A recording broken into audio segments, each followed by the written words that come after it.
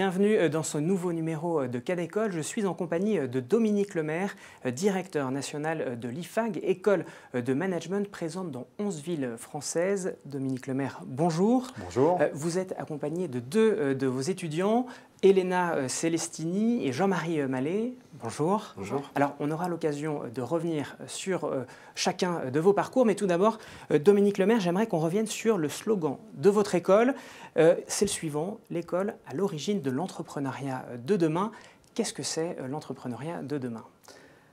Avant de parler d'entrepreneuriat de demain, je voudrais parler d'entrepreneurs de demain. Parce que vous le savez, les générations se suivent et ne se ressemblent pas. Et aujourd'hui, ce seront plutôt des jeunes issus de la génération Y et bientôt de la génération Z qui arrivent sur le marché de l'emploi.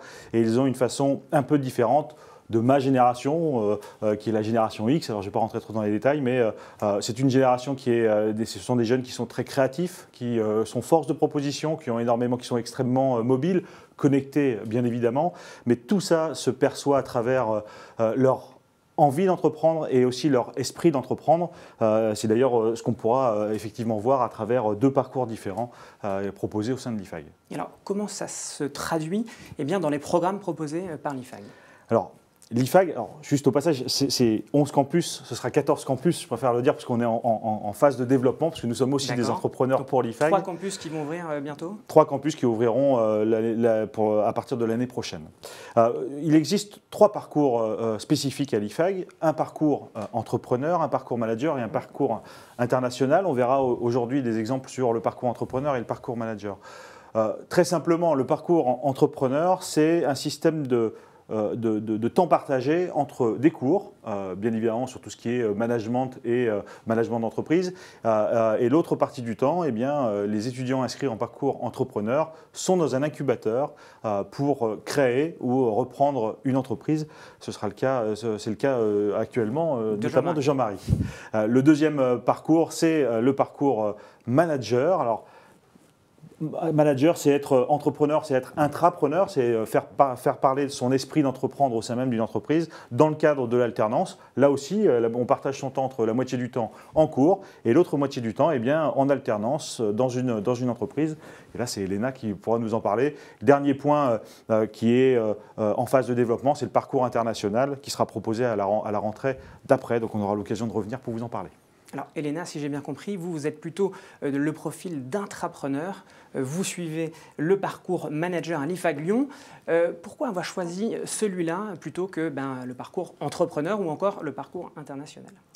Alors moi, je l'ai choisi parce qu'après mon BTS en commerce international, je voulais continuer une formation. Et en fait, l'IFAG me permettait d'organiser plus ou moins mes études comme je le souhaitais. C'est-à-dire que j'ai pu commencer mes 2 premières en formation initiale, ce qui me permettait d'être à l'école et en même temps avoir un emploi à côté et m'investir dans une association. Vous êtes actuellement en combienième année ? Je suis en dernière année, en Master 2. Ensuite, j'ai eu l'occasion, l'IFAG m'a permis de partir pendant 1 an. Donc j'ai fait une année de césure pour avoir une nouvelle expérience professionnelle. Donc je suis restée en France, je l'ai fait chez Quicksilver dans le sud-ouest. Et ensuite je suis rentrée en dernière année donc cette année, en alternance chez Salomon à Annecy.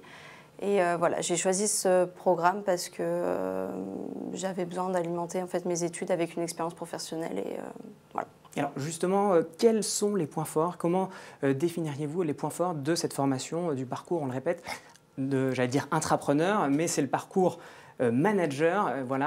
Quels sont effectivement les éléments clés de ce parcours ? Alors pour moi, c'est vraiment de mettre en pratique en fait ce que j'apprends à l'école, parce que c'est vrai qu'on apprend beaucoup de choses à l'école, mais tant qu'on ne l'a pas mis en pratique dans une entreprise, c'est toujours un peu compliqué. Donc voilà, ça permet d'avoir un premier pied dans l'entreprise, d'accéder à des domaines d'activité qui nous donnent envie et voilà, ça permet en fait de finir ses études et d'avoir déjà travaillé, avoir une expérience professionnelle. Alors Jean-Marie, vous aussi, vous avez déjà un pied sur le marché du travail, mais cette fois-ci, ce n'est pas dans une entreprise, mais au sein d'un incubateur, puisque vous êtes en train de créer votre propre entreprise, c'est ça ? Effectivement.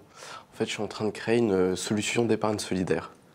Je veux permettre en fait à des Français de pouvoir booster leur épargne en prêtant leur argent à des petits artisans encadrés et suivis par des partenaires et qui comptent créer en fait une activité génératrice de revenus. Alors, comment ça se passe au sein de l'IFAG? Expliquez-nous comment vous pouvez à la fois créer cette entreprise et en même temps suivre des études. Alors c'est très simple, en fait mon parcours est aménagé, j'ai 2 jours de cours, lundi et mardi, et le restant de la semaine je suis dans cet incubateur. Donc c'est un espace réservé qui me permet en fait de travailler sur mon projet, ou en fait de 9h à 17h, même plus, je peux travailler sur mon projet. Il y a un certain nombre d'actions qui sont mises en place pour m'aider à suivre poursuivre mon projet et m'aider à évoluer. Est-ce qu'il y a des experts, par exemple, qui vous accompagnent sur des domaines très précis comme la finance, le marketing? Comment ça se passe concrètement dans cet incubateur? Alors concrètement, pour mettre en lumière par exemple 3 choses que je trouve importantes, on a des workshops pour nous apprendre à faire et pour nous faire faire. On a aussi en fait quelque chose de très intéressant, c'est un mentor qui nous est attribué, qui nous suit en fait tout au long de notre projet et qu'on rencontre en fait en dehors des heures de travail. Et voilà. Alors, Dominique Lemaire, quand on entend Jean-Marie Mallet et Elena Celestino, on voit bien que l'important, c'est quand même aussi de mettre en pratique ce qu'ils apprennent à l'école. Comment vous intégrez cela, peut-être, lorsque vous recrutez des professeurs? Alors, on recrute des intervenants qui sont des intervenants professionnels. C'est important parce qu'on est une école qui est pragmatique, une école opérationnelle et professionnelle. Donc, on a besoin d'avoir des intervenants qui sont déjà praticiens de l'entreprise. C'est ce qu'évoquait Jean-Marie tout à l'heure dans le cadre du parcours entrepreneur, mais tout au long de la formation. Et bien évidemment, on a à chaque fois ou des consultants ou des dirigeants d'entreprise qui viennent faire part de leur expérience. Au-delà de ça, le côté pratique et pragmatique de l'IFAG, ça vient d'abord de la spécificité des étudiants. Ils ont un profil très différent. Elena a un BTS commerce international. Jean-Marie, il ne l'a pas évoqué, mais il a un parcours à Dauphine, à la Sorbonne. Il a travaillé, il est revenu à l'IFAG pour faire son projet. C'est ça la spécificité de nos étudiants, c'est qu'ils ont des profils très différents, très professionnels. On les fait travailler ensemble. Donc face à ces étudiants, eh bien, on a besoin d'avoir des intervenants qui répondent à leurs appétences en matière d'apprendre et surtout d'acquérir des compétences. Alors à l'issue, vous êtes tous les deux en dernière année, c'est ça? Moi, je suis en M1.